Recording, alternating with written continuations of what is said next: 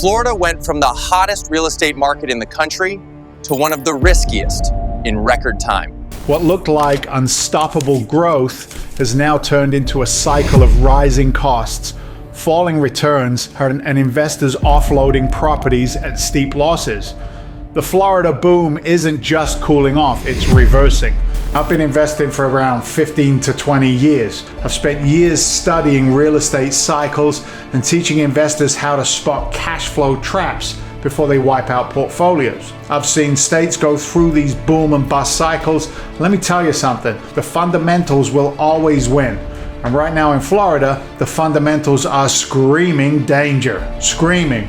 Now, before we dive deep into this, let me be frank with you. I'm not here to sugarcoat anything or tell you what you want to hear. I'm not going to do it. I'm here to tell you what you need to know.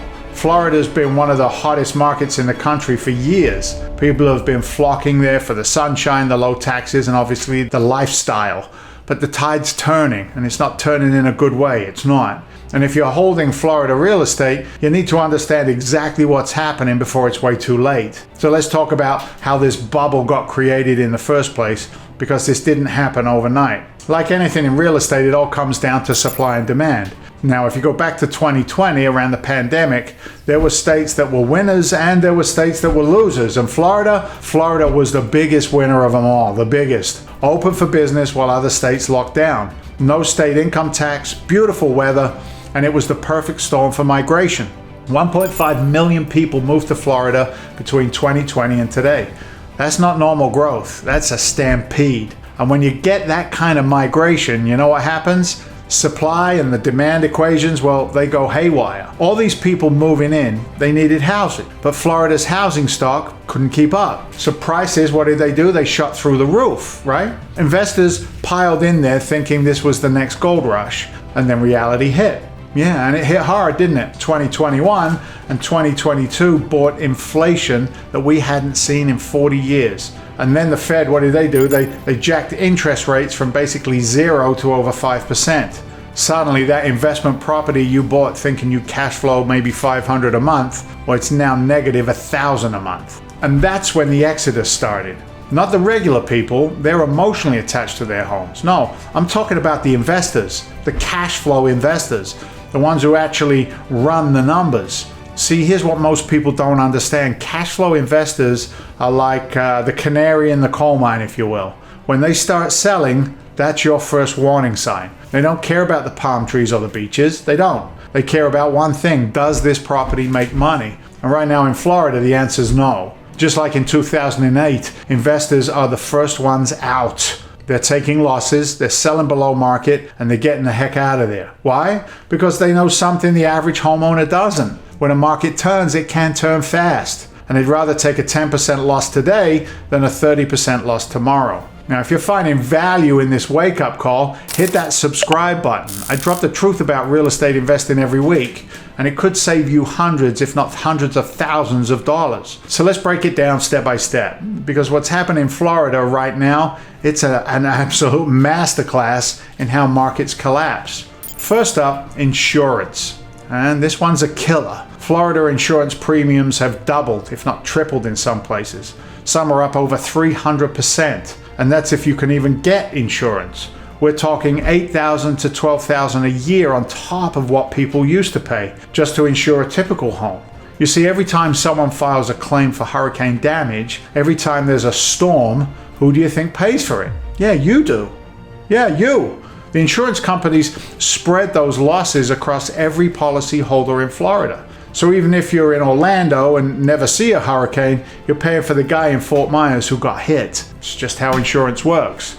And in Florida right now, well, everyone's paying for everyone else's disasters. And that brings us to problem number 2, property taxes. Local municipalities are hiking property taxes through the roof. Miami-Dade, Tampa, Orlando, they're all doing it. Why, I hear you say?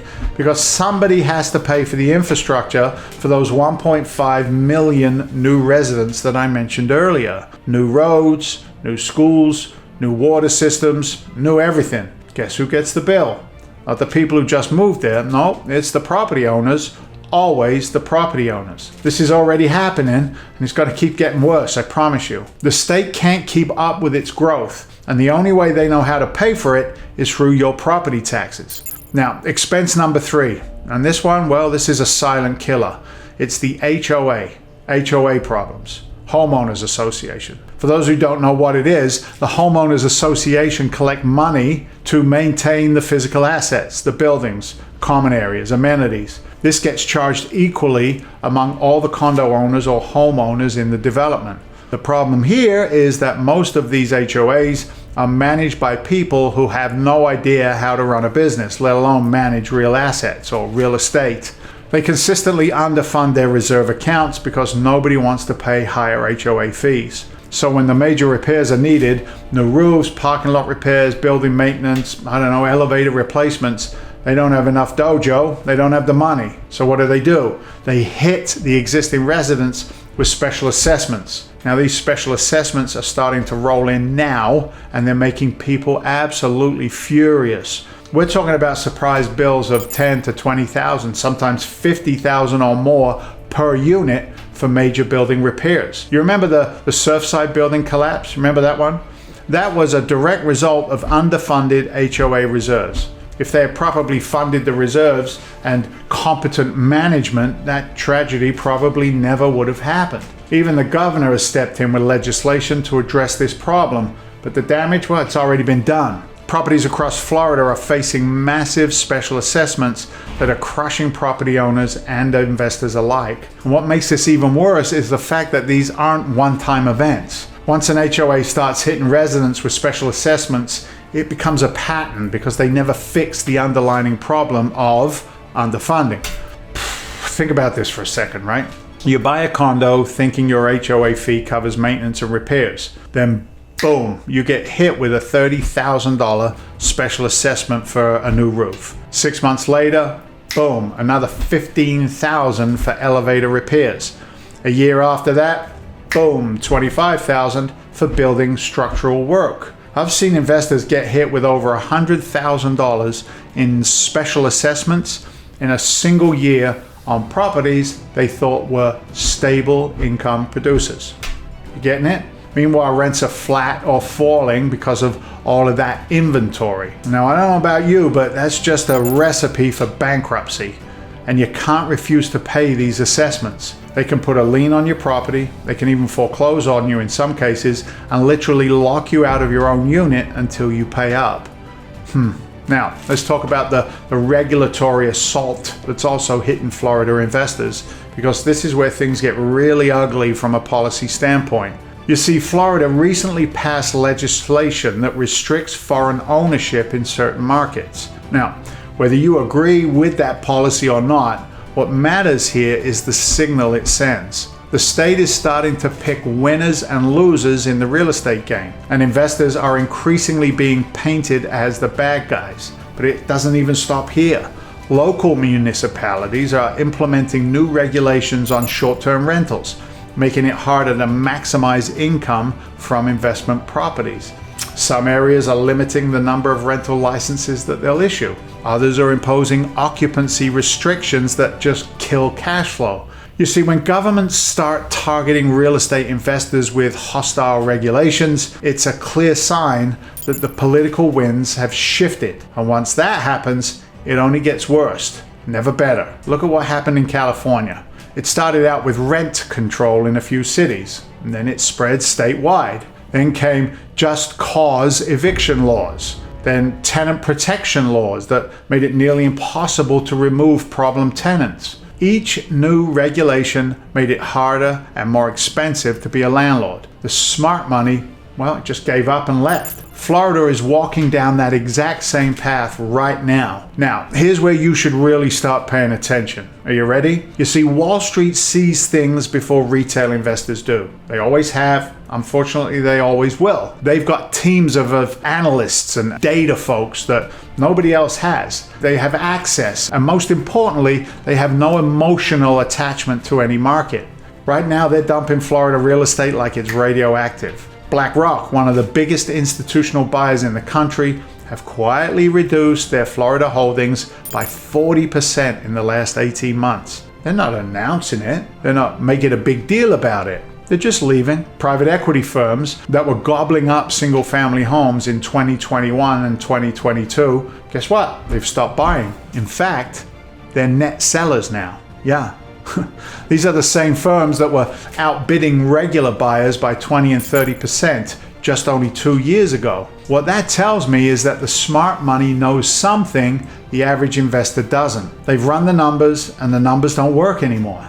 And when you factor in the true cost of ownership in Florida right now, there's no path to profitability. None. They've run the numbers on insurance increases, they've modeled out property tax trajectories, and they've calculated the probability of special assessments. The conclusion: get out now while there's still buyers.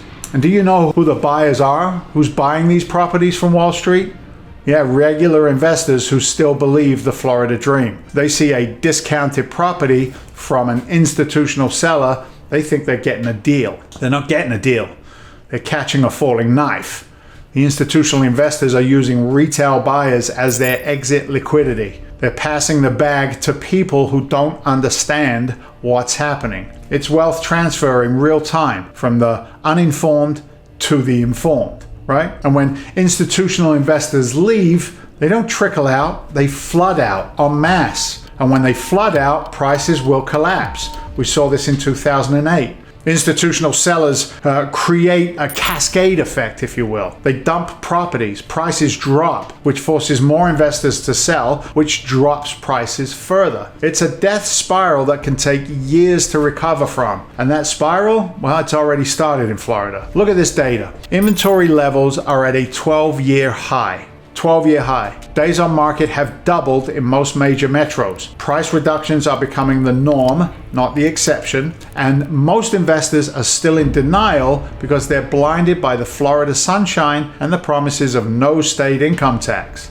They're looking at their Zillow estimate thinking their property is still worth what it was in 2022. Newsflash, Zillow estimates don't mean anything when there are no buyers. Now, let's talk about what's going to really get to hurt and how it's going to hurt the most when all of this comes crashing down. First up, the Airbnb crowd. Oh man, these folks are in for a world of pain. They leverage themselves to hilt when buying properties in 21 and 22, thinking tourist demand would never slow down. Problem is, it has. Bookings are down 30% year over year in major Florida markets. Why? Well, because when people's budgets get tight, guess what's the first thing that they cut? You got it, vacations. I know Airbnb operators in Miami who were printing money 2 years ago. Now, well, they can't even cover their mortgages during the slow season. And with insurance and property taxes going through the roof, their margins have completely evaporated. Well, next is the out-of-state investors. These are the people who bought Florida real estate sight unseen because some guru told them it was a can't-lose investment. They have no idea what's happening on the ground. They just see their money statements getting worse and worse and worse. And then you've got the recent transplants, the people who moved to Florida during the pandemic and they bought at the peak. Well, they're underwater on their mortgages and stuck in a state where the cost of living isn't what they thought it would be. But who I really feel bad for are the retirees. They're the ones who moved to Florida thinking they'd found paradise. Well, now they're getting hammered. They're getting hammered with costs that they never budgeted for. Special assessments, insurance hikes, property tax increases. Their fixed incomes can't even keep up. So what happens next? What's going to be coming down the pike? Well, here's my prediction, and I've been right about these cycles more often than I've been wrong. First, we'll see forced selling accelerate. People who can't afford the carrying costs will have to dump these properties. This adds up to more inventory to an already oversupplied market. Second, prices will need to come down 20 to 30% just to get back to reasonable cash flow metrics. That means if you bought in 21 or 22, well, you're looking at significant losses. Third, the rental market will get flooded as all these Airbnb properties convert to long-term rentals. This will drive rents down, making the cash flow situation even worse. And fourth, now this is the big one, municipalities will jack up taxes even more to make up for falling property values. It's a vicious cycle that feeds on itself. Now look, I'm not saying Florida real estate will never recover. Markets are cyclical. But if you're holding Florida real estate right now, thinking it's going to bounce back next year, I'm sorry, you're fooling yourself. This correction will take years to work through. Years of pain, of losses, of negative cash flow. The smart money's already gone. Question is, will you be smart enough to follow them? So let me be crystal clear about what's coming next. Florida real estate is headed for a crash. Not a correction, not a soft landing, a crash. And it's going to be worse than 2008 for one simple reason. There's no government bailout coming this time. In 2008, the government stepped in. They bailed out the banks. They created programs to help homeowners. They did everything that they could to stop the bleeding. But this time, the government's broke. Inflation's already out of control, and they can't print their way out of this one. They can't do it. Florida real estate will drop 30 to 40% from its peak values within the next 24 months. Some areas will see 50% drops, and it's going to take a decade to recover. So let's look at the numbers. When insurance costs triple and property taxes double, that doesn't just hurt cash flow, it destroys property values. Because the next buyer has to factor in those costs as well. The property that made sense at maybe $300,000 with $3,000 in insurance doesn't make sense at $300,000 with $12,000 in insurance. The math just doesn't work. So if you're holding Florida real estate, run the real numbers, not the fantasy numbers, the real numbers. Factor in realistic insurance costs, property taxes, HOA assessments, maintenance, vacancy, real numbers. If you're not cash flowing at least $300 a month after all expenses per door, you're in trouble. Second, consider getting out now while you still can. Now I know that's hard to hear, especially if you bought at the peak, but taking a 10% loss today is better than a 40% loss tomorrow. Pride is expensive in real estate. And third, if you absolutely must stay in Florida, stick to markets that actually have economic fundamentals, not tourist traps, not retirement communities, real cities with real jobs and diversified economies. And even then, I suggest you be extremely selective. Look, I'm not saying Florida, all of it, is uninvestable forever. That's not what I'm saying. Markets will cycle. What goes down eventually comes back up. But we're in the early stages of a massive correction, and smart investors protect their capital first and they chase the returns second. The writing's on the wall. Insurance companies are fleeing, institutional investors are selling, the fundamentals are broken. The only question is, are you going to read the signs and act, or are you going to be another casualty of the Florida real estate crash? Remember, in real estate, it's not about following a herd. It's about following fundamentals. Right now, the fundamentals are telling us to get the hell out of Florida. Now, look, if you got some value out of the video, be sure to like and subscribe and click the bell to get notified when I post new videos. I'll see you in the next video, and you can access it right here.